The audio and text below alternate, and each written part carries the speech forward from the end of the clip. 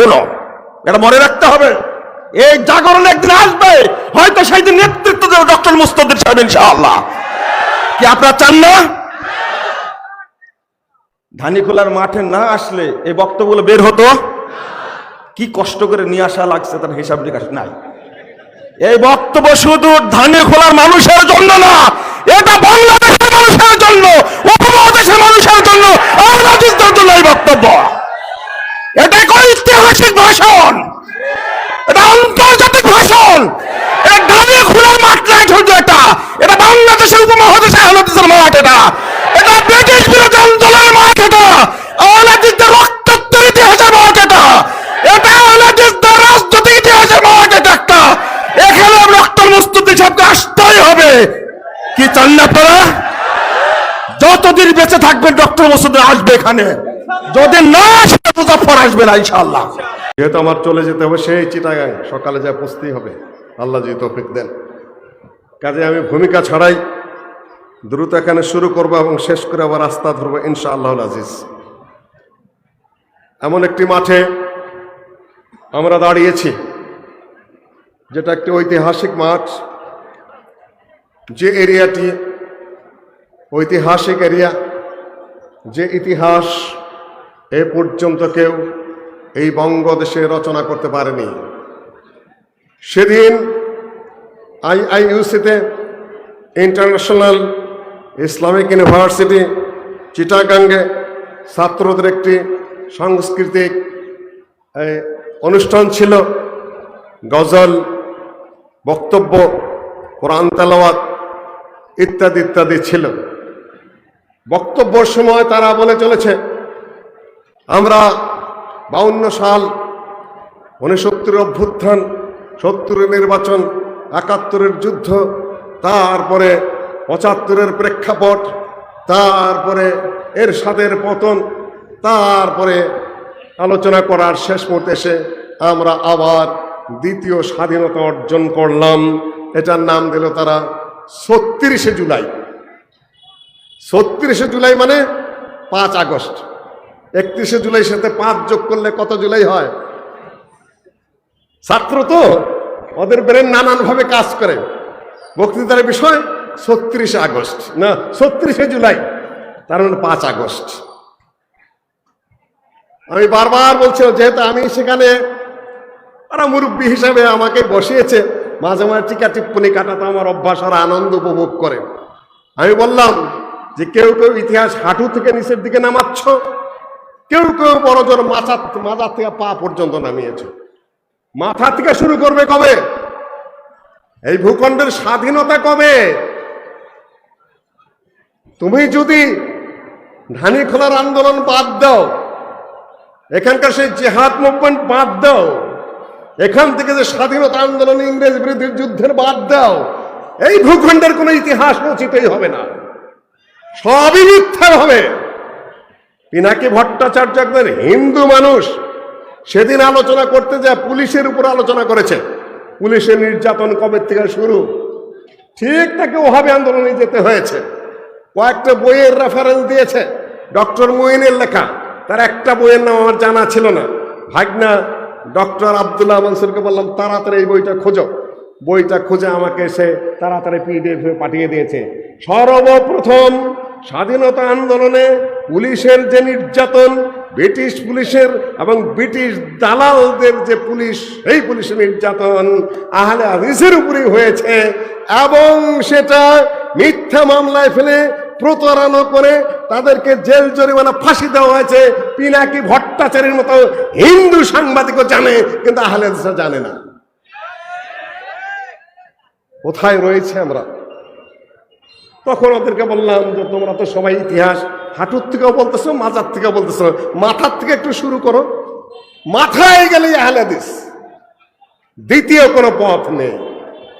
সম্মানিত উপস্থিতি, সেই ধানীখোলা তারই একটা কেন্দ্র। বারবার আমি এই ইতিহাসের দিকে দৃষ্টি আকর্ষণ এই জন্যই করি যে ইতিহাস যদি নিজেরা না মুছেন, ইতিহাস মুছে না, ইতিহাস বাঁচিয়ে রাখতে হয়। এর আগে আমি বহু বক্তব্য বলেছি, তাবারাকাল্লাযী বিয়াদিহিল মুলক ওয়া হুয়া আলা কুল্লি শাইইন কাদির।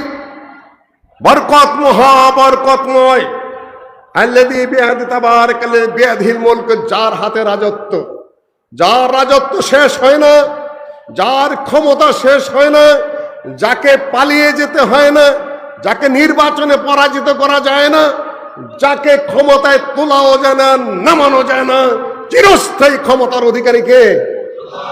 তাবারাকাল্লাযী বিয়াদিহিল মুলক। আয়াত জানেন, আয়াতের অর্থও জানেন না, আয়াতের অর্থ বোঝেন না। কেন আপনাদেরকে মুজাফফর আবার কিছু মনে করবে, হুজুররা আপনাদেরকে যাও খাওয়াইতে খাওয়াইতে। সালাফিয়াতের নতুন সংজ্ঞা, যেটা হলো মূলত জাবারিয়া মতবাদ, আল্লাহই সব করে দিবে, আল্লাহই সব করে, তো তোমার তো মাঠে নামতে হবে। এই যে সম্মেলন হচ্ছে, যদি এখানে এনারা বসে থাকতেন, আল্লাহ সম্মেলন করে দিবে, কথাটা মিথ্যা? কথাটা তকদিরের, তকদির দেওয়া শরীয়তের দলিল দেওয়া যায় না। তকদির আল্লাহই জানেন, আমি জানি না। এখানে পরিকল্পনা নিতে হয়েছে, এখানে হিসাব কিতাব করতে হয়েছে, এখানে বক্তা দাওয়াত দিতে হয়েছে, এখানে সামিয়ানা টানাইতে হয়েছে, এখানে মাইক সেট করতে হয়েছে, বক্তারা এসেছে, তারপরে বুঝলাম যে আল্লাহ করে দিল। তার আগে তো আমি বুঝি না, তকদিরও বুঝে না। তকদিরের মাসআলাও সালাফিরা বুঝে না এখন অনেকে। সম্মানিত উপস্থিতি, আহলে হাদিসদেরকে পঙ্গু বানিয়েছে, বহুবার বলেছি, তাদেরকে নপুংসক বানিয়েছে, তাদেরকে আত্মা মেরে দিয়েছে, তাদের রূহ খেয়ে দিয়েছে, তাদের স্পিরিট ধ্বংস করে দিয়েছে এক শ্রেণীর সালাফি নামদারি জিলাফি হুজুর। খালি ঠিক ব্যাঠিকের জন্য আমি আসি না, যুগের পর যুগ আমি বক্তব্য দিচ্ছি আপনাদের সামনে, কিন্তু উন্নতি হচ্ছে না। তারপর ডক্টর মুজাফফরকে বারবার বলি, আমাকে আর তোমরা দাওয়াত দিও না, আমি বক্তৃতা করবো না মাঠে, আর জোর করে নিয়ে আসে, আজকেও আমি আসবো না। লোক পাঠিয়েছে, মোটর সাইকেল পাঠিয়ে দিয়েছে। ডক্টর আব্দুল্লাহ ফারুক, সবচেয়ে বড় যিনি আহলে হাদিসের এখন দায়িত্বশীল, গাড়ি নিয়ে দাঁড়িয়ে রয়েছে। আমি বলছি, এই সমাজে বক্তৃতা করে আমার আর কোনো লাভ নাই, আমি ঘুমাইতে গেছি, চিটাং যায় সকালে ক্লাস নেবো, কয়েকটা ছাত্রের যদি পড়াই আমার কাজে লাগবে, এইখানে চিৎকার করে আমার কোনো কাজে আসতেছে না। সম্মানিত উপস্থিতি, একই মাহফিলে 3 প্রকারের বক্তৃতা, আজকে খুব বকা দিছি। একই মাহফিলে তোমাদের বক্তরা 3 প্রকার বক্তৃতা দেয়। সকালে কি বলে হোদ নেই, দুপুরে কি বলে তার আক্কেল নেই, বিকালে কি বলে তার কোনো বিবেচনা শক্তি নেই। একদিকে বলে রাজনীতি হারাম, এই হারাম, এই হারাম, আবার যখন ধর্মমন্ত্রীকে ডাকে তখন ষোড়শ উপাচারে পূজা পার্বণ শুরু করে দেয় ওই হুজুররা। আক্কেল বুদ্ধি আছে কিছু? সর্বপ্রথম পূজা পার্বণ কে শুরু করেছে? মন্ত্রীকে। যারা বেশি নিষেধ করে রাজনীতি হারাম, এই হারাম, সেই হারাম। আমরা জানি তিনি একজন শিক্ষিত মানুষ, তিনি একজন যোগ্য মানুষ, কোনো সন্দেহ নাই। বাংলাদেশ হওয়ার পর থেকে এই পর্যন্ত যতজন ধর্মমন্ত্রণালয়ের দায়িত্বে পেয়েছে, বর্তমান যিনি আছেন তার চেয়ে বেশি শিক্ষিত, বেশি যোগ্য কোন ধর্ম মন্ত্রণালয়ের দায়িত্ব পেয়েছে আমার জানা নাই। কিন্তু আপনারা যারা এত ফতোয়া দেওয়ার ঘোলা করেন, আপনারা সবার আগে দাওয়াত দেওয়া পূজা শুরু করলেন কেন? ব্রেন কি হাঁটুর মধ্যে? মানুষ কি সব ব্যাককেল বেউকুফ নাকি? কি বলেন আর কি করেন? বসে থাকতেন ইবনে তাইমিয়ার মতো জেলে, বুঝতাম যে আপনারা দেখেন ভালো। ইমাম আহমদুল হাম্বলের মতো 3 সরকার আমল জেল থাকতেন, আমি মানি না, এগুলা বুঝি না, তাও বুঝতাম দুনিয়ার স্বার্থ যত সব দিক দিয়ে লুটপাট করছেন, অন্যের জায়গায় বসে খুব হাওয়া খাচ্ছেন, এদিকে ফতোয়া মারছেন, আবার ওদিকে যে আবার পাও চাটতেছেন। একসাথে কত রঙের খেল আমার আহলে হাদিস কাটাতে, একসঙ্গে কত রঙের খেল, খেলটার কতদিন চলবে? এই জন্য আমি বলেছি তোমরা এক মাঠে 3 প্রকারের বক্তৃতা দিতে থাকো, আমার পক্ষে এগুলা করা সম্ভব নাই কম নিয়ে। আমি বলি ভালো হয়ে যান, এক পথে আসেন। সম্মানিত মুসলিয়ানগণ যারা এখানে উপস্থিত হয়েছেন, আজকে সংক্ষেপে 2-1টা ইশারা দেই। ছাত্রদের এবং জনতার সম্মিলিত আন্দোলনে 15-16 বছরের একটা সরকার পড়েছে। ফেসিবাদ, ফেসিবাদ, ফেসিবাদ, ফেসিবাদের আগে যায় নাই কোনোদিন, তাই না? আহলে হাদিসদেরকে জেলে কে ঢুকেছিল? মাথাচাড়া বেশি দিবেন না। সেদিন সাংবাদিক সম্মেলনে কেউ কেউ প্রশ্ন করেছিল আমাকে যে আপনারা আগে কোথায় ছিলেন, হঠাৎ বাইরে আসলেন, যে আপনাকে কে বললো আমি হঠাৎ বেরিয়ে এসেছি? এটা আপনার অজ্ঞতা। বয়স এখন একেবারে কম হয় নাই। আমরা ঢাকায় গেছি ৭৬-৭৭ সালে। আমরা এর আগ মুহূর্তে দেখেছি শেখ সাহেবের ৭৫-এর কারবার দেখেছি, আমরা মোশতাকের কারবার দেখেছি, জিয়াউর রহমানের কারবার আমরা দেখেছি, বিচারপতি সাত্তারের বিষয়টা আমরা দেখেছি। বিচারপতি সাত্তারের আমলে বিএনপির এক শ্রেণীর গুন্ডারা ওই বিএনপির বিচারপতি সাত্তারকে টিকতে দেয় নাই। এরশাদ হঠাৎ করেই ঢুকে নাই ওখানে, পরিবেশে উশৃঙ্খল গ্রুপ সৃষ্টি করেছিল। এজন্য গোটা বিএনপিকে দায়ী করা যাবে না, এটা আমাদের দেখা ইতিহাস, আপনি বললে হবে। তারপরে এরশাদের যুগ আমরা দেখেছি, হাসিনার সাথে এরশাদের আপোষ দেখেছি, তারপরে হাসিনার সাথে জামাতের আপোষ দেখেছি আমরা। ৯৬ সালে একদল আরেক দল হাতে পায়ে ধরে সালাম করছে। আমাকে সেদিন ফোন করে আমার এক ভাতিজা বলতেছে, চাচা এই যে কি ওর নাম সালমান এফ রহমান, এনার সাথে গালেবের যে এত খাতির, এটা কি শয়তানি কাম না? আমি বলি ৯৬ সালে হাসিনার গোলাম আজমের যে পার্টি পাঠবি, এটাই বিলি শিখাস না? কি শিখাতে চাও মুসলিম রে? ওটা পলিটিক্যাল স্ট্যান্ড, ওটা হতেই পারে। গালেবের যদি ওখানে দোষ হয়ে থাকে, শয়তানি কাজ, তাহলে তোমরা এই বিলিসি করেছো ৯৬ সালে। কাজেই মুখ খুলো না, বাজে কথা বলো না। সবারই জ্ঞান আছে, সবারই বোধ শক্তি আছে। আমরা এদেশে ভেসে আসিনি। কথা সাবধানে বলো, ভালো পথে চলো, সমালোচনা করো না, কোন কথা বলো না। তোমরা যে একটা কত কথা বলো, ১০০ কু কথা বলার মতো দলিল এই মুসলিমদের মাথায় আছে। কাজে ভালো পথে সবাই চলো, যে যেটাই করো, আমরা কু কথা বলতে যাব না। সম্মানিত উপস্থিতি, আজকে ছাত্র জনতার এই আন্দোলনে একটা ফ্যাসিবাদী, যতই বলেন ফ্যাসিবাদে একজন না, উনি ফ্যাসিবাদে একটু বেশি ছিলেন, বেশি অত্যাচার করেছেন, বেশি সমস্যার সৃষ্টি করেছেন। পতন হয়েছে, পতন করেছে কে? আল্লাহ ছাড়া কারো ক্ষমতা স্থানে আল্লাহ করেছে, কিন্তু মাঝখানে লোক লেগেছে। ছাত্রদের মাঠে নামতে হয়েছে, সমন্বয় বানাইতে হয়েছে, প্রায় ১,০০০-এর উপরের ছাত্র মৃত্যু হয়েছে, কয়েক হাজার মানুষ পঙ্গু হয়েছে। তারপরে আগেই আপনারা কি করেছেন? সম্মানিত উপস্থিতি, যতগুলা মূর্তি ছিল অধিকাংশই ভাঙা হয়েছে না ভাঙা হয় নাই? অধিকাংশই ভাঙা হয়েছে। মুজাফফর কয়টা ভাঙছে? শেখ আব্দুর রাজ্জাক কয়টা ভাঙছে? আব্দুল্লাহ বিন আব্দুর রাজ্জাক কয়টা ভাঙছে? মুসলিউদ্দিন কয়টা ভাঙছে? খালি ওয়াজই করছে। মূর্তি ভাঙ্গা তো দূরস্থান, মূর্তির এই গায়ে একটা আসর দেওয়ার যোগ্যতাই হুজুরদের নেই, খালি বক্তৃতার কোথা ফাঁদা।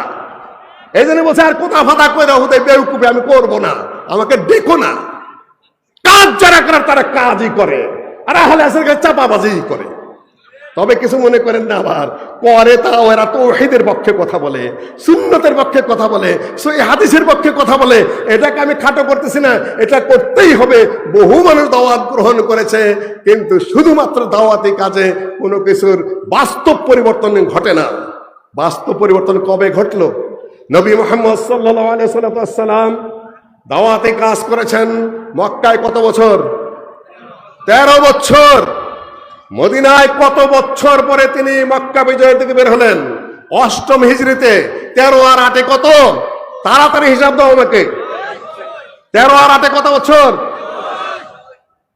এত বছর পরে তিনি মক্কার দিকে মক্কা বিজয় করলেন।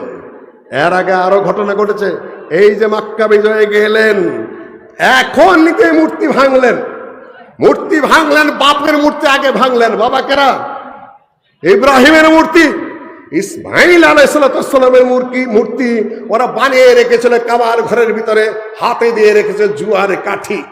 আল্লাহ নবী বললেন কাতালাহুমুল্লাহ, ওদেরকে আল্লাহ ধ্বংস করুন। ওয়াকাদ আলিমু, তারা জানে যে এরা দুই বাপ বেটা কোনদিন জুয়া খেলে নাই। নিজেরা যেহেতু জুয়া খেলে, নিজেরা যেহেতু শিরক করে, সুতরাং ইব্রাহিম আলাইহিস সালাম এবং ইসমাইল আলাইহিস সালামের হাতে জুয়ার কাঠি দিয়ে রয়েছে। নিজে তিনি মূর্তি ভাঙলেন না, রেখে দিলেন যে বাবার মূর্তি থাক। কোনটা? কত সালে? ৮মে। এর আগে আবার তিনি তোয়াফ করেছেন কাবার ঘর। যেটা ওমরা কাজা ছিল, ওমরা করতে পারেন নাই যেটা, সেটা মূর্তি থাকা অবস্থায় তওয়াফ করেছেন না মূর্তি না থাকা অবস্থায় তওয়াফ করেছেন? মূর্তি কাবার ঘরে স্টিল ছিল, ওই অবস্থায় আল্লাহ নবী তওয়াফ করেছেন। এখন ফতোয়া কি দিবে আমার হুজুররা? আল্লাহ নবী শিরক করছেন কিনা? কাবার ঘরে মূর্তি আছে, সেই কাবার ঘরে যদি আপনি তওয়াফ করেন তাহলে আপনি মুশরিক না মুমিন? জবাব কি? কই জবাব তো দিচ্ছেন না, জবাব নাই, তাই না? জবাব দিতে পারবেন না তা আমি জানি, একঘেয়ে আওয়াজ হয়। বুঝতে হবে আপনাকে, মাথায় সবকিছু নিয়ে, আল্লাহ নবীর গতিবিধি নিয়ে বলেন যে আল্লাহ নবীর পদ্ধতিতে হতে হবে। মুসলিমদের খালি তুমি রাজনীতি করো কেন? আল্লাহ নবী যেভাবে করেছেন সেইভাবে। আল্লাহ নবী মূর্তি ছিল কাবার ঘরে, অমত অবস্থায় আল্লাহ নবী তওয়াফ করেছেন কাবার ঘর, তিনি মুশরিক না মুমিন? কিভাবে কাবার ঘরে মূর্তি আছে কিভাবে তওয়াফ করলেন তিনি? একটা গতি, একটা পদ্ধতি, একটা সিস্টেম আপনাকে পৌঁছতে গেলে মাঝখানে বহু কিছু সামনে পড়ে, ওগুলাকে ডিঙ্গে যেতে হয় লক্ষ্য পানে। আপনি যদি ওই সময় ফতোয়া দিতেন তাহলে আল্লাহ নবী কাবার ঘর তওয়াফ করতে পারতেন না, কেন ভিতরে মূর্তি রয়েছে। কিন্তু আপনি যদি লক্ষ্যপৃষ্ঠভাবে কাজ করেন আপনি মুশরিক হবেন। লক্ষ্য যদি সামনে থাকে আল্লাহ আপনাকে মাফ করে দিবেন। সম্মানিত উপস্থিতি, কুল জাআল হক ওয়া যাহাকাল বাতিল, আল্লাহ নবী মূর্তিগুলা ভেঙে চুরমার করে দিলেন আর বললেন কুল জাআল হক ওয়া যাহাকাল বাতিল ইন্নাল বাতিলা কানা যাহুকা। হক সমাগত হয়েছে, বাতিল দূরীভূত হয়েছে। বাতিল তো দূরীভূত হওয়ার জন্যই, কিন্তু করবে কে কাজটা? কাজ কে করবে? আপনারা না অন্যরা? না, সেটা আপনাদের শিকড় কাইটা দিচ্ছে। 3 প্রকারের বক্তৃতা, 4 প্রকারের বক্তৃতা হচ্ছে, কাজেই সম্ভবপর না আপনাদের দিয়ে। সম্মানিত উপস্থিতি, ইতিহাসের ধারাবাহিকতা, এই যে আন্দোলন হয়েছিল ব্রিটিশ বিরোধী, এই যে তাদেরকে বিতাড়িত করা হয়েছিল, কি উদ্দেশ্যে? উদ্দেশ্য কি ছিল? ব্রিটিশ খুব ভালো শাসক ছিল। ভালো শাসক কোন দিক দিয়ে জানেন? একটা খুন যদি হতো কোথাও, ব্রিটিশের চোখ ফাঁকি দিয়ে কারো বাঁচার উপায় ছিল না, মাটির নিচে গেলেও ব্রিটিশ আসামি ধরে নিয়ে আসতো। আর এখানে একটা খুনের আসামি তো কত বছর লাগে? ব্রিটিশের বিচার ব্যবস্থা খুব শক্ত ছিল, শুধু প্রতিপক্ষকে দমন করা ছাড়া। ব্রিটিশ বহুত উন্নত করেছে এই দেশে। এই রেল লাইনগুলো কে বানিয়েছে? হার্ডিঞ্জ ব্রিজ কে বানিয়েছে? খালি Jamuna bridge, Padma bridge, Jamuna bridge, Padma bridge, আরে আরো 150 বছর আগে হার্ডিঞ্জ ব্রিজ পদ্মায় হয়ে আছে, ব্রিটিশের করা। এ সকল আবল তবল ফাউল বক্তব্য দেন কি জন্য? যে যমুনা ব্রিজ, পদ্মা ব্রিজ, বঙ্গোপসাগর, এই ব্রিজ, সেই ব্রিজ। আরে আল্লাহর বান্দারা, 150-200 বছর আগে হার্ডিঞ্জ ব্রিজের উপরে ট্রেন চলেছে এই বাংলাদেশে। ফাউল কথা বলে শুধু মানুষকে বিভ্রান্ত করা। সম্মানিত উপস্থিতি, আমি যা বলতে চাচ্ছি সেটা হলো কি উদ্দেশ্য হয়েছিল এইখানের আবুল মনসুর আহমদ সাহেবের পূর্বপুরুষ আশিকুল্লাহ গাজী সাহেব কি কারণে বালাকোটের যুদ্ধে গিয়ে ওদের হাতে গুলি খেয়ে আহত হয়েছিলেন, কি কারণে? দরকার কি ছিল? উদ্দেশ্য একটাই, কমপ্লিট ইসলামিক স্টেট, চূড়ান্ত একটা ইসলামিক রাষ্ট্র কায়েম করা, যেখানে কোরআন এবং হাদিস অনুযায়ী রাষ্ট্র চলবে, যেখানে ইসলামী বিচার ব্যবস্থা চলবে, যেখানে ইসলামিক আইন চলবে, যেখানে ইসলামিক শাসন চলবে। এর উপর ভিত্তি করে 1947 সালে আবার পাকিস্তান আন্দোলন হয়। পাকিস্তান আন্দোলনের মূল ভিত্তি ছিল ইসলামিক রাষ্ট্র হবে, ইসলামিক সমাজ হবে। No constitutional plan would be workable in this country or acceptable to the Muslims unless it is designed on the following basic principles, which that so and so, such and such. উত্তর পশ্চিম এলাকা ভারতের, আর এই উত্তর পূর্ব অঞ্চল ভারতের, অর্থাৎ এই বঙ্গভূমি এবং ওই দিকের যেখানে মুসলিম সংখ্যাগরিষ্ঠ। মুসলিম সংখ্যাগরিষ্ঠ বলতে কি বোঝেন? যেখানে অধিকাংশ বাসিন্দা মুসলিম, সেই এলাকাগুলো নিয়ে কি করতে হবে? আলাদা রাষ্ট্র গঠিত হবে। তাদেরকে নিয়ে মুসলিম সংখ্যাগরিষ্ঠ সুতরাং সেটা আলাদা রাষ্ট্র হবে না হিন্দু সংখ্যাগরিষ্ঠ সেখানে মুসলিম রাষ্ট্র হবে? আপনি ইতিহাস শিকার নতুন করে এই মাজার থেকে আর হাঁটুর থেকে ফাজলামি করার জায়গা পান না, তাই না? কোন ভূখণ্ডে বাংলাদেশ? প্রশ্ন এইটা। সংবিধানের প্রথম পাতায় কি লেখা আছে? পরমেই তোমরা রাজনীতি করো, অকথ্য বাজে লোকের দল, ফাউল লোকগুলা নেতৃত্ব করে পড়াশোনা ছাড়া। প্রথম পাতায় কি লেখা আছে? যে ভূখণ্ডটি পাকিস্তান ছিল, যে সীমার মধ্যে পাকিস্তান ছিল, সেইটাই বাংলাদেশ। তাহলে পাকিস্তানের যে ভূখণ্ড সেটা কোনটা? কি কারণে হয়েছিল সেটা? সম্মানিত উপস্থিতি, ভূখণ্ড আহলে হাদিসরা দিয়েছে, ভূখণ্ড স্বাধীনতা আহলে হাদিসরা দিয়েছে।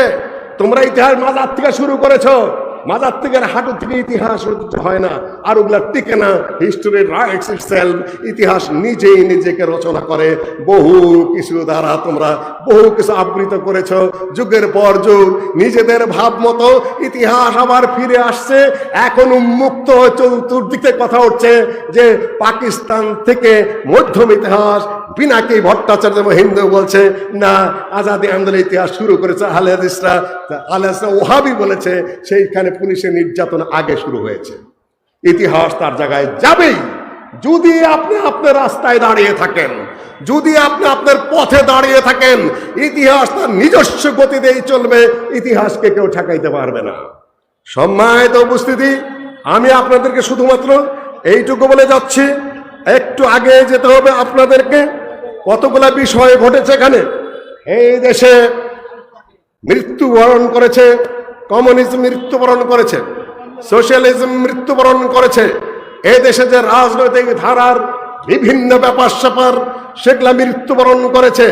একটা নতুন ধারার সৃষ্টি হবে এখন। এগুলা হলো ঐতিহাসিক স্বাভাবিক ধারাবাহিকতা। ইতিহাস মাঝখান থেকে রচিত হয় না। সম্মানিত উপস্থিতি, কাজেই বলবো যে আপনাদের কিছু কর্তব্য আছে এই দেশের জন্য, আপনাদের কিছু কর্তব্য আছে এই জাতির জন্য, আপনাদের কিছু কর্তব্য আছে এই ভূখণ্ডের জন্য। আপনাদেরকে জাগরিত হতে হবে, আপনাদের বক্তব্য দিতে হবে, আপনাদেরকে বক্তব্য বুঝতে হবে, আপনাদের কথা আপনাদেরকে এগিয়ে নিয়ে যেতে হবে। এখানে বসে থাকার অবকাশ নাই। আগে আমি আপনাদের সামনে আয়াত তেলাওয়াত করেছি, কুলিল্লাহুম্মা মালিকাল মুলক তুতিল মুলকা মান তাশা ওয়া তানজিউল মুলকা মিম্মান তাশা ওয়া তুদিল্লু মান তাশা ওয়া তুইজ্জু মান তাশা বিয়াদিকাল খায়র ওয়া হুয়া আলা কুল্লি শাইইন কাদির। আল্লাহর হাতে হলো রাজত্ব, তিনি যাকে খুশি রাজত্ব দেন, যাকে খুশি জিল্লতি করেন, যাকে খুশি ইজ্জত দেন, যাকে খুশি তিনি বেইজ্জতি করেন। এখন একটা সুযোগ সৃষ্টি হয়েছে। আজকের এই সম্মেলন করতে যাওয়া কারো কাছে অনুমতি চাইতে হয়েছে? অনুমতি চাইতে হয়েছে? এখানে কোনো নানান ধরনের কোট মোট গাই দেয়াইছে, আগেও ছিল না, এখানে আমি দেখে নেই সেগুলা। অনুমতি চাওয়ার কোনো প্রয়োজন বাংলাদেশের সংবিধানে নাই। সংগঠন করার অধিকার, ধর্মীয় অনুষ্ঠান করার অধিকার, বক্তব্যের অধিকার বাংলাদেশেরই সংবিধান স্বীকৃত। তাহলে ওসি সাহেব, ওডিসি সাহেব, ওএসপি সাহেব আপনার কাছে স্বাধীন দেশের নাগরিক হয়ে কেন আমার ভিক্ষা মাগতে হবে যে আমাকে সভা করার অনুমতি দিন? কেন আমার নেতাদের কাছে ঘুরতে হবে যে আপনি একটু বইলা দেন, আপনি একটু দাওয়াত দিলাম, আপনি একটু এসে এরকম করেন, আপনি দুটা কথা বইলা দেন? কেন লাগবে? আমরা ছোটকালে এগুলো দেখি নাই, ভারতেও এখনো পর্যন্ত লাগে না। এখন আমার কেন লাগবে? হয়েছেটা কি? আপনি অফিসার হয়েছেন, আমি কি দেশের নাগরিক না? আপনার পায়ে আমি তেল মারবো কেন? আপনি আমার পায়ে তেল মারবেন? আপনি নেতা হয়েছেন আমার খেদমত করার জন্য, আপনি আসবেন আমার খেদমতে, আপনার পায়ে আমি তেল মারবো কেন? আপনাকে পার্লামেন্টে পাঠাইছে আমি, আমার কাজ যদি না করেন, আমার দেখে যদি সাড়া না দেন, আপনাকে ঘাড়ে ধরে বের করে দিব। আপনাকে পয়সা দেই, আপনাকে সুযোগ দিয়েছি, এসির মধ্যে পাঠিয়েছি, সরকারি গাড়ি দিয়েছি, আপনি ফাইজলামি করেন মানে? What is this?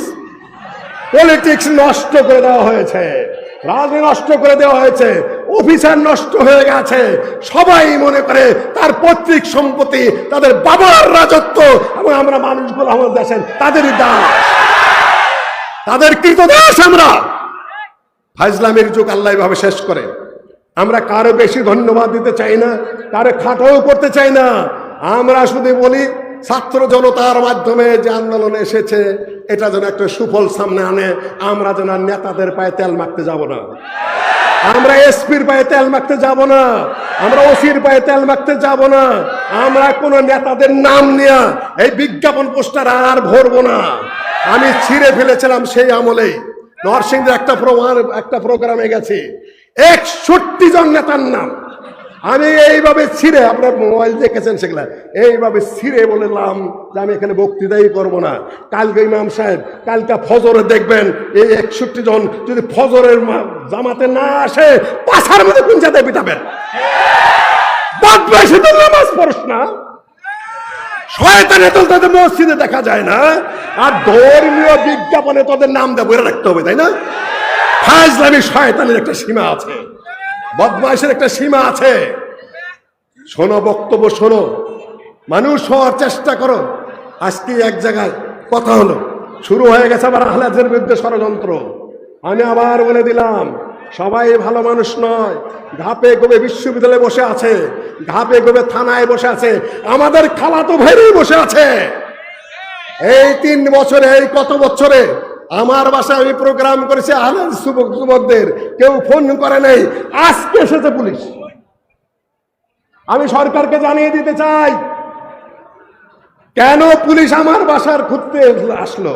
ওইখান থেকে আবার ওসি সাহেব বলতেছে খোঁজ খবর ভালো করে নাও। আহলে হাদিসদেরকে আমি আবার সতর্ক করে দিয়ে যেতে চাই, ওই গ্রুপ কিন্তু আবার অত্যাচার চালাবে এদের আড়ালে থেকে। একেবারে সর্বত্র আপনারা সচেতন থাকুন। যে গ্রুপ একবার অত্যাচার করেছিল, নাম ধরে আমি বলবো না, আধায় করলে গাধায় বোঝে, আড়াল থেকে কিন্তু আবার চালাবে।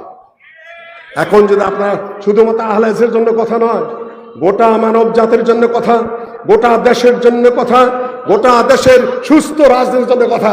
অনেকে তুমি তো গণতন্ত্র গণতন্ত্র করো, সংবিধান সংবিধান করো, এই করো সেই করো, খেলাফত থেকে কায়েম হতে হবে। খেলাফতের অর্থ জানো তুমি? খালি কয় খেলাফত কায়েম, খেলাফত কায়েম, এটা কি খেলার পথ নাকি? খেলাফতের অর্থ জানো তুমি? খেলাফত কি বলো? আমির মুআবিয়া খলিফা কিনা? বলো তুমি তুর্কিরা খলিফা ছিল কিনা? বলো তুমি উমাইয়ারা খলিফা ছিল কিনা? বলো তুমি আব্বাসীরা খলিফা ছিল কিনা? সেদিন আমি শেখ আকরামুজ্জামানকে প্রশ্ন করলাম সাংবাদিক সম্মেলনে, এই যে এত কথাবার্তা বলেন আপনারা, ভালো কথা, বড় আলেম, বলুন তো বাংলাদেশ দারুল ইসলাম না দারুল হার্ব? দারুল ইসলাম চেনেন তো আপনারা? দারুল হার্ব চিনেন? চিনেন না। সংগতটা আমি জানায় বুঝাই দিয়ে যাই বোঝার সুবিধার্থে। দারুল ইসলাম হলো সংখ্যাগরিষ্ঠ মানুষ মুসলিম, কোরআন হাদিস অনুযায়ী রাষ্ট্র আছে, সেইভাবে রাষ্ট্র চলে, যার পূর্ণাঙ্গ আনুগত্য করতে হবে, যে শাসকের হুকুম মানতে হবে, এটা না হলো দারুল ইসলাম। আর দারুল হার্ব কোনটা?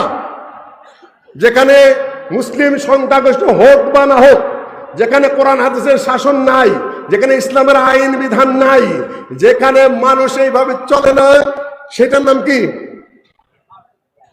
দারুল হার্ব, মানে যুদ্ধের দেশ।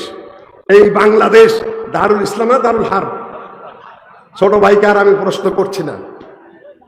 এই যে ফতোয়া দিয়ে চলেছ, এই প্রশ্নটা করেছিল সুলতান সালাউদ্দিন ওয়াইসি, আসাদুদ্দিন ওয়াইসির বাবা, रियादे, मैं मौलवी साहब को पूछा आप लोग तो बहुत तनकीद करते हैं मेरा, आप बोलिए तो ये इंडिया जो है ये दारुल इस्लाम है या दारुल हर्ब है? भारत के प्रश्न করলাম আলেমদেরকে, ভারত কি দারুল ইসলাম না দারুল হার্ব? কি জবাব দিবেন? দারুল হার্ব করলে সেখানে জুমা চলবে না। দারুল হার্ব হলে আপনার সেখানে যুদ্ধের মধ্যে আপনাকে থাকতে হবে, কিন্তু ভারতের বুকে আপনার যুদ্ধবিহীনভাবে শান্তিপূর্ণ জীবনযাপন করতে হচ্ছে। আমাদের সংখ্যাগরিষ্ঠ মুসলিম, কিন্তু ইসলামিক আইন নাই, ইসলামিক বিচার নাই, ইসলামিক শাসন নাই, সেকুলারিজম, ধর্ম নিরপেক্ষতাবাদ সব আছে। তারপরে এটা কি বলবো আমি, মাঝামাঝি কিছু আনতেই হবে। ছোট ভাই মুজাফফরের দৃষ্টি আকর্ষণ করব, তোমাকে মাঝামাঝিতে আসতে হবে পলিটিক্যাল দিকে, তোমাকে মাঝামাঝিতে আসতে হবে রাষ্ট্রীয় দিকে, মাঝামাঝিতে আসতে হবে তোমার থিওরি পেশ করার সময়। যদি দারুল ইসলাম করো, দেখাও কোন জায়গায় ইসলামিক আইন আছে। যদি দারুল হার্ব হয় তাহলে যুদ্ধ অস্ত্র, যুদ্ধ বৈধ করে ফতোয়া দাও, কোনোটাই না। যখন ওরা সন্ত্রাসী কর্মকাণ্ড করে আমরা বড় গলায় বলি সন্ত্রাসী করছো কেন? এটা তো একটা মুসলিম রাষ্ট্র, নামাজ চলে, রোজা চলে, হজ চলে, জাকাত চলে, কথা সত্য মেনে নিলাম, কিন্তু ইসলামে আইন বিচার তো নাই। কাজে এই যে ফতোয়া দিতে চলে সমস্ত দিনে 14 গোষ্ঠী উদ্ধার করতেছেন, এখন বুঝে কথা বলো। খেলাফতের পথ তোমার জন্য কেউ খুলে রাখে নাই, এ পর্যন্ত তোমাকে কেউ ডাকছে?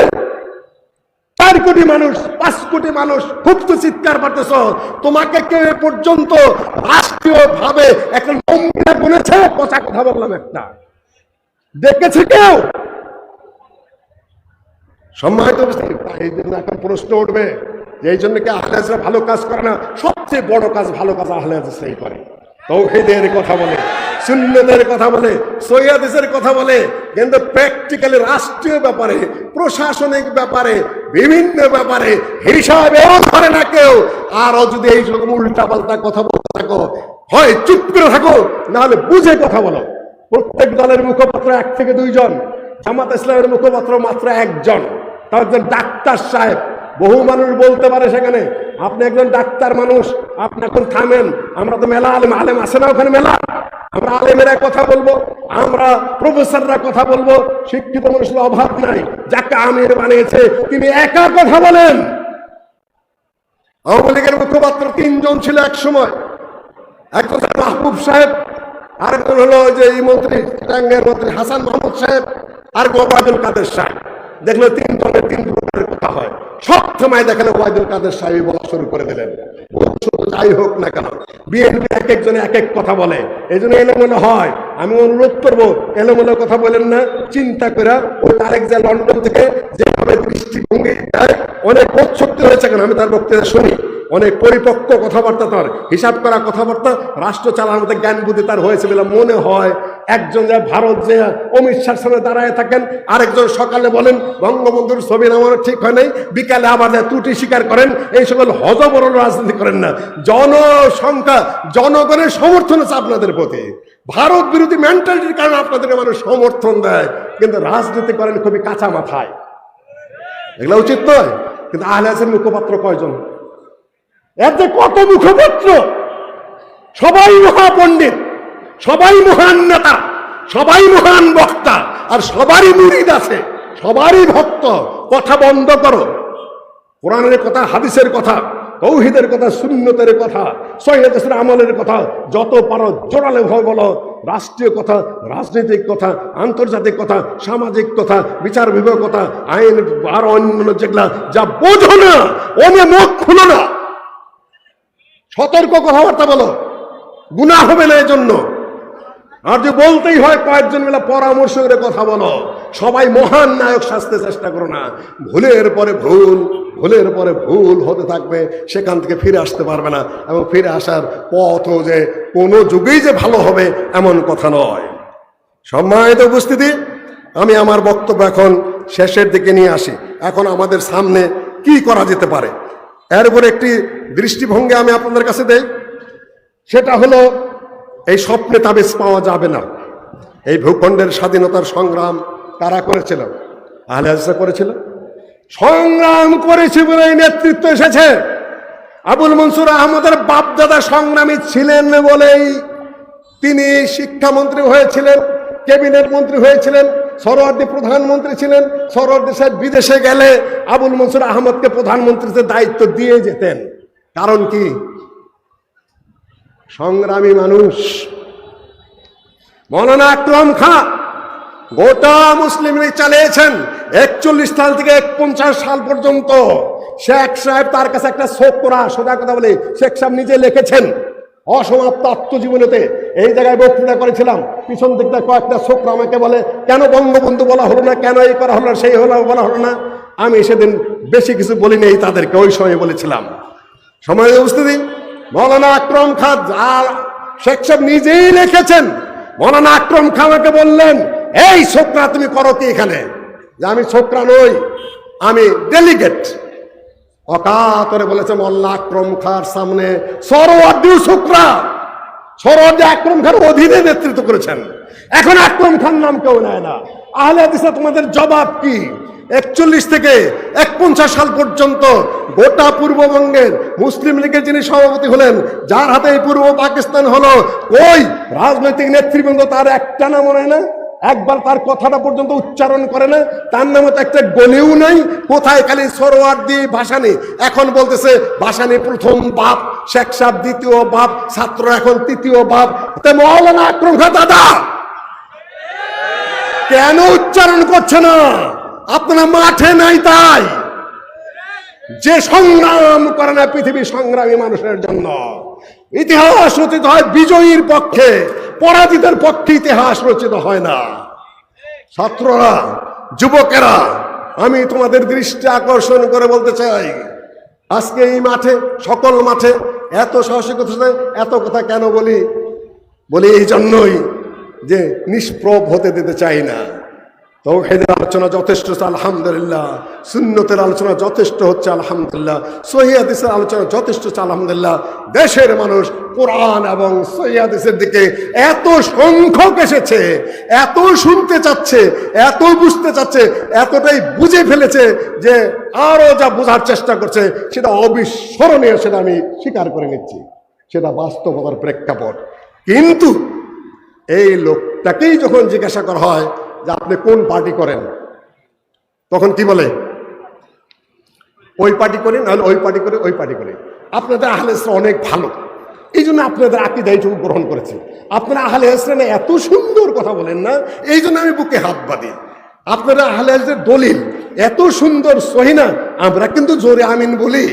আমার ছোট ভাই ডক্টর মুজাফর সাইদি সাহেবের প্রচুর প্রশংসা করেন, জাযাকাল্লাহু খায়রান। আমি বলে একটু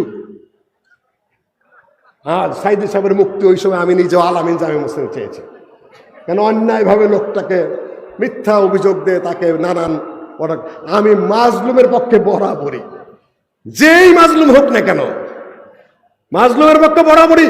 দেখুন কতগুলো জিনিস আজকে আসছে ডিএসবি, আমি ছাত্রদের নিয়ে করছিলাম, আলোচনা করছিলাম আদাবরের এক জায়গায়, হঠাৎ করে সে উপস্থিত, সেইখানে আমি শুনিয়ে দিলাম। দেখুন কতগুলো কমন সেন্স আছে। একটা পুরুষ মানুষ খুন করতে পারে, একটা পুরুষ মানুষে আগুন দিতে পারে, হয়ে যেতে পারে তার থেকে। কিন্তু সাইদি সাহেবের মতো একটা মানুষ কয়েক মাস ব্যাপী আর একটা হিন্দু মহিলাকে বাড়িতে রেখে ধর্ষণ করবে, এটা অসম্ভব। কয়েকটা কারণে অসম্ভব। তিনি একজন বড় আলেম, বড় আলেম মানে বড় বক্তা। 2 নম্বর, তার বউ আছে ঘরে, বউ তাহলে আর একটা মহিলা ঢুকাইতে দেবে? সে চুল ছিঁড়া ফেলাবে না? ঘর তার বাচ্চা কাচ্চা আছে, বাচ্চা কাচ্চা তাকে ঢুকাইতে দিবে আর একটা মহিলাকে? সমাজ জামাত আছে, মাদ্রাসা মসজিদ আছে এলাকায়, ওইটা ঢুকালে সাইদি সাহেব পাবলিকে সেইসা বলাবে হুজুর মানুষ তোমার ঘরের মধ্যে এগুলা কি? আর যে এই প্রসিকিউটর, যে অ্যাডভোকেট, যে জজ এই প্রসঙ্গটা তুলেছে এবং বলেছে ও গাঞ্জা খায়, ওই কোনো মানুষের জাত নাকি? ফাজলামের একটা সীমা আছে। আমি বক্তৃতা করছিলাম আলামিন জামে মসজিদে, ছাত্ররা তখন আন্দোলন করছে, একেবারে ডেট পিছাই দিলেন 1 মাসের উপরে। ওই খুতবায় বলেছিলাম বিচার বিভাগ থেকে খুনের রাজত্ব সৃষ্টি করা হলো, ওটা দ্রুত একদিনের মধ্যে আদালত বসিয়ে প্রধান বিচারপতি সাহেব, যিনি এই ফাঁসির কাজগুলো করেছেন আগে, প্রধান বিচারপতি সাহেব উনি কি করলেন? ডেট পিছাই দিলেন 1 মাস 2 মাস। অ্যাটর্নিরা মিলে এটা কমাই আনলেন, ওই সময় আমি খুতবা দিছে, কমে আনছেন পরে। তারপরে কি হলো? 2 জন নিয়ে বেঞ্চ, একজনকে উনি ছুটি দিয়ে দিলেন। ছুটি দিয়ে দিলে তো আর আদালত কার্যকর থাকে না। এমন গাঁজাখোর আপনি, প্রধান বিচারপতি, খুন হয়ে মানুষ মারা যাচ্ছে, ছাত্ররাও মরেছে, পুলিশেরাও মরছে, আপনি দ্রুত গতিতে একটা রুলিং দেবেন হাইকোর্ট থেকে, 1 মাস পরে ডেট ফেলালেন, কাছে একটু কমায় নিয়ে এসে বিচারপতি ছুটি দিয়ে দিলেন। তাহলে একটু কমায় নিয়ে আসলে লাভটা হলো কি? শয়তানের ঠিক মাছের পচন ধরে কোথার থেকে? মাথার থেকে পচন ধরে। এই বিচার বিভাগও বেশ কিছু শয়তান সরেছে, আর যাদের যা গঠিত হয়েছে তারাও সেকুলার, তেমন ভালো কিছু আশা করি তা না। তারপর দোয়া করি ভালো হোক। মাত্র 20টা বেঞ্চ গঠন করা সম্ভব হয়েছে, 100-র উপরে বেঞ্চ। আমাদের সময় গালেব সাহেব যখন জেলে তখন 52টা বেঞ্চ ছিল, এখন 100-র উপরে মাত্র 20টা, আর 80টা কাদের দিয়ে গঠন করবেন? এতটুকু লোক পাওয়া যাচ্ছে না। ডক্টর সাহেব দেখালে ওয়াজ করে, আমি বলি যে প্রয়োজন পড়বে 1 সময় 7 লোকের, 100 বিচারকের 6000 পুলিশ নেবে, যদি বাছাই করে নেয় সৎ ছেলে পেলে 3000ও পাবে না, বিচারপতি পাওয়া যাচ্ছে না। এখন নেতা যদি ঠিক বাছাই করা হয়, ওই দিক থেকে তারেক যে বক্তব্য দিচ্ছে আমার কাছে ভালো মনে হচ্ছে। আরো অন্যান্যরা দেশের যারা তারা ভালো নেতৃত্ব চাচ্ছি, এখন ভালো নেতৃত্ব 300 বাইর করে নেই বাংলাদেশ থেকে, যে অতীতে ঘুষ খায় নাই, যে অতীতে জমি দখল করে নাই, যে অতীতে খুনাখুনির সাথে জড়িত না, যার বিরুদ্ধে অন্যায়ের মামলা হয় নাই, 300 লোক বের করেন। অত সোজা নয়। এই জন্য বলি, অনুরোধ করব যে আমাদের বক্তারা বিক্ষিপ্ত বক্তব্য দিও না। এক সময় টাইম আসবে যখন এই দেশ সৎ লোক খুঁজবে, সৎ লোক পাবে না। বিচার বিভাগে সৎ লোক পাবে না, পুলিশ বিভাগে সৎ লোক পাবে না, নেতৃত্বে সৎ লোক পাবে না, বিশ্ববিদ্যালয়ের ভিসি সৎ লোক পাওয়া যাবে না। মানুষ খুঁজবে যে আমাদের একটা সৎ লোক নেতা হতো, লিড দিতে পারতো, পাবে না। কাজেই যা উৎপাদন করেছ ডক্টর মুজাফফর সাহেবরা, ভালো কাজ করেছ, কিন্তু একটু ইন্সপিরেশন দাও। এক বক্তৃতা তুমি বলেছ বিশেষ পাশ করবে, এই হবে, ডাক্তার হবে, ভালো কথা, ওই পথেই বক্তব্য দাও। এখন যেখানে আমার নিকট আত্মীয়, আমি বলেই দিই, আজকে ফাঁস করে দেই, উপদেষ্টা হয়েছে, অর্থাৎ আমার বড় মেয়ের জামাই, সোজা কথা, বর্তমান সরকারের উপদেষ্টা। সেদিন প্রসঙ্গত বলতেছে যে আরেকজন আমার আত্মীয় বলতেছে, তো তোমরা তো খালি এখান থেকে নিচ্ছ, ওখান থেকে নিচ্ছ, সেখান থেকে নিচ্ছ। আমি কিন্তু ওগুলো জানি না, আমি এগুলোর সাথে তেমন জড়িত না। বাচ্চারা কি যে করেছে, কোথায় কোথায় আল্লাহ ভালো জানে। আমি কয়টা ঠেকাবো আন্দোলনের সময়, আমার তো বয়স হয়ে গেছে, আমি আত্মগোপনে চলে গেছি। শোনা কথা, আমি অত বীর মানুষ এখন আর নাই। গালেবের সময় বীর মানুষ ছিলাম, এখন আর বীরত্ব আসে না, মানে বয়স, চিন্তা কোথায় হবে, ইত্যাদি ইত্যাদি। বললো যে এখন যদি আমি নিয়োগ দিতে যাই, আওয়ামী লীগ সরে গেছে, জামাত ছাড়া আর বিএনপি ছাড়া আপনার লোক দেন, আমরা নিয়োগ দিব।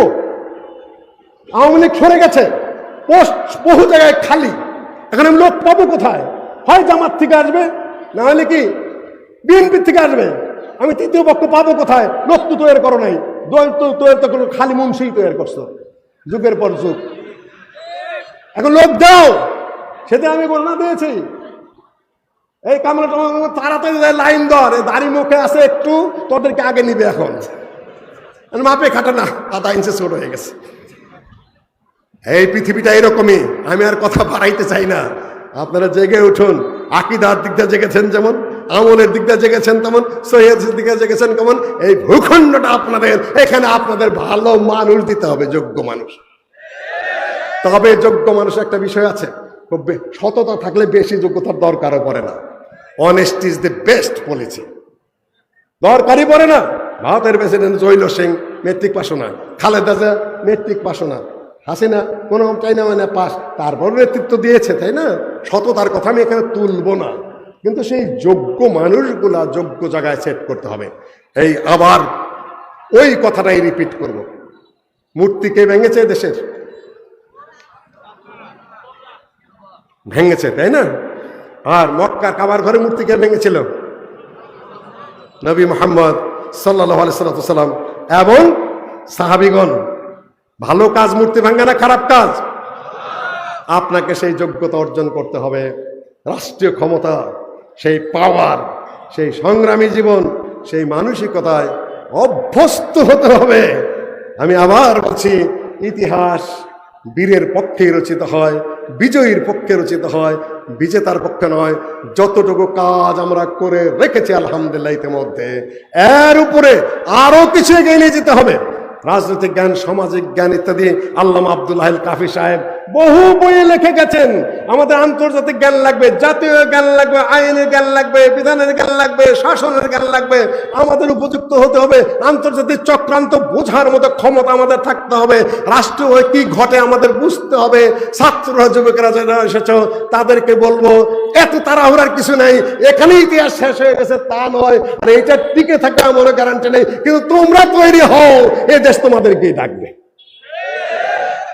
আমি সকলের কাছে ক্ষমা চাই, আর আহলে হাদিস আলেম ওলামাদেরকে বলবো যে এই সকল সাইডে না বুঝে কথা বলেন না, কয়জন মিলা ধীর স্থিরভাবে কথা বলেন, যাতে স্ববিরোধী কথার মাধ্যমে মানুষ বিভ্রান্ত না হয়।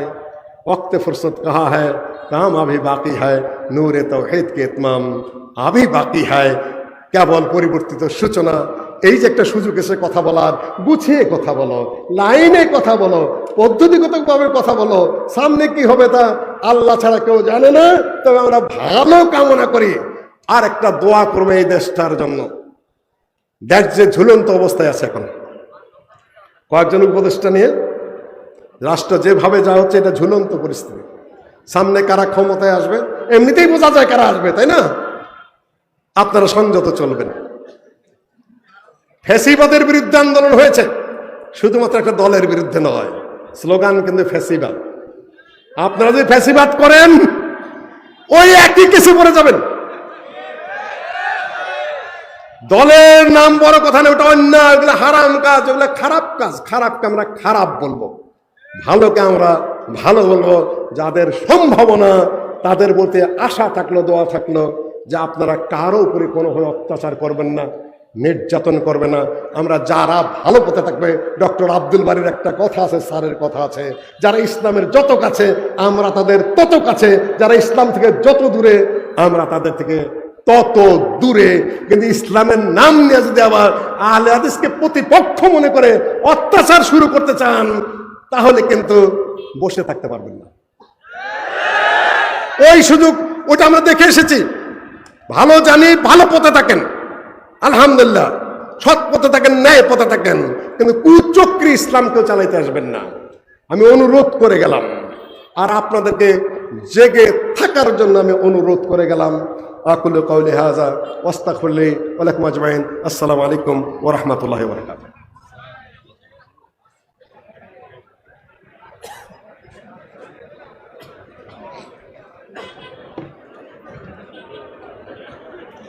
কি গরম হয়েছেন তো? মাশাআল্লাহ।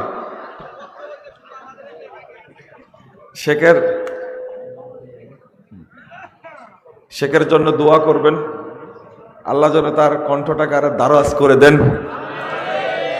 সংসদে গিয়ে কিন্তু রাগ করে বের হয়ে আসলে চলবে না, ঠিক আছে না? No last word in politics. হ্যাঁ, আহলে হাদিসরা এই কথা বলতে পারে না বলে তো এই দশা। আর আমাদের বয়স হাফ, ওনাদের বয়স ফুল। যত সুন্দর দার্শনিক বক্তব্য দিলেন, রাজনৈতিক, অর্থনৈতিক, রাষ্ট্রিক, এটা এই পূর্ণাঙ্গ বয়স পাওয়ার পরে আহলে হাদিসদের একটা মুখপাত্র তারা দাঁড় করাতে পারেননি। আমরা বয়স হাঁটু পর্যন্ত আসছে, আমরা কেমনে দাঁড় করাবো? কি দোষটা আমার, আপনাদের? এত বড় একজন মাপের প্রফেসর, নিজের দুর্বলতা নিজেই আমরা প্রকাশ করছি। কেন নেতৃবৃন্দকে কানে ধরে বসানো যায় না? হাসিনাকে নামানোর জন্য জাতীয় ঐক্যবদ্ধ হয়েছে। এই আহলে হাদিস তরুণরা একদিন এই মুরব্বীদেরকে এক মঞ্চে নিয়ে আসার জন্য কানে ধরে এক মঞ্চে বসাবে ইনশাআল্লাহ। কি ঠিক হয়েছে? তখন মুখপাত্র একজনই হবে, ফখরুল ইসলাম সাহেব। কথা বুঝেননি? ঐক্যই নাই। উনিও মাঠের মানুষ, আমিও মাঠের মানুষ। যখন জাতি বিপদে পড়েছে আমাকে শিখিয়ে দিয়েছেন, যা আছে বলো। রাজপথে 5 সাল তখন ভাষণ দিছি, আজকে 24 সাল। 5 সালে ভাষণ দিছি বাইতুল মোকাররমের উত্তর গেটে দাঁড়িয়ে, 6 সালে ভাষণ দিছে মুক্তাঙ্গনে দাঁড়িয়ে, তখন দাঁড়িয়ে উঠেনি। দুর্ভাগ্য, ওই আবার 2005 সাল আসা লাগবে। আহলে হাদিসদের উপরে যখন মুসিবত আসবে তখন সব হুজুর ঐক্যবদ্ধ হবে ইনশাআল্লাহ। গল্প শোনাইছিল একজন, আজ শুনলাম না। আমি শেখের হায়াত কামনা করি, যে কথাগুলো বললেন এটা তো রাষ্ট্রীয়ভাবে বাস্তবায়ন করা যায়। শেখ মুজিবের মূর্তি ভেঙেছে তাওহীদ প্রতিষ্ঠার জন্য না। আহলে হাদিসরা মূর্তি ভাঙলে আগে মাজার ভাঙবে যারা ঈমান নষ্ট করে। এটাই হলো আহলে হাদিসের রাজনীতি। আহলে হাদিস পলায় থাকে না কখনো, এটা মনে রাখতে হবে। এই জাগরণ একদিন আসবে, হয়তো সেই দিন নেতৃত্ব দেবে ডক্টর মুস্তাফিজ সাহেব ইনশাআল্লাহ। কি আপনারা চান না? ধানীখোলার মাঠে না আসলে এই বক্তব্যগুলো বের হতো। কি কষ্ট করে নিয়ে আসা লাগছে তার হিসাব নিকাশ নাই। এই বক্তব্য শুধু ধানীখোলার মানুষের জন্য না, এটা বাংলাদেশের মানুষের জন্য। বাংলাদেশের মানুষের জন্য, বাংলাদেশের জন্য এই বক্তব্য। এটা কোন ঐতিহাসিক ভাষণ, এটা আন্তর্জাতিক ভাষণ, এটা ডানে খোলার মাঠ নাই শুধু, এটা বাংলাদেশের উপমহাদেশে আহলাদিসের মাঠ, এটা ব্রিটিশ বিরোধী আন্দোলনের মাঠ, এটা আহলাদিসদের রক্তাক্তের ইতিহাসের মাঠ, এটা আহলাদিসদের রাজনৈতিক ইতিহাসের মাঠ, একটা এখানে ডক্টর মুস্তাফি সাহেবকে আসতেই হবে। কি চান না আপনারা? যতদিন বেঁচে থাকবেন ডক্টর মুস্তাফি আসবে এখানে, যদি না আসে মুজাফফর আসবে না ইনশাআল্লাহ।